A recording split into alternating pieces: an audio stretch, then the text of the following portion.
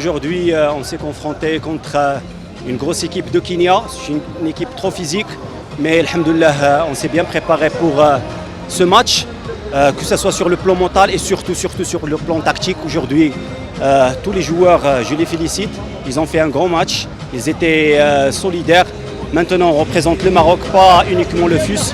J'espère qu'on fasse un très bon parcours et représenter notre club et notre pays avec le meilleur classement possible. Sincèrement, on est très content du peuple rwandais. Le public et les gens, la population, ils sont très gentils avec tout le monde. On a beaucoup aimé Kigali pour le calme des gens.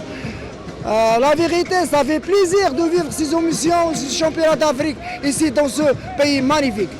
Toujours, c'est d'aller plus loin. On a participé à 2 éditions. On faisait 9e place. Après l'année dernière, 7e. Et cette année, on veut aller mieux. Pourquoi pas demi-finale ou bien une place dans le podium.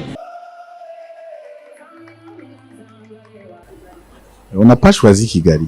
Kigali a postulé. Le Rwanda a postulé comme tous les pays africains. On lance une offre et les gens et les pays postulent. Donc le plus offrant, c'est celui qui gagne ces compétitions. Le Rwanda a gagné alors. Il y avait d'autres pays, mais c'est l'offre du Rwanda qui a été retenue. On était même ici le mois passé pour signer cette offre. Il n'y a pas vraiment de plaisanterie ou de quoi que ce soit.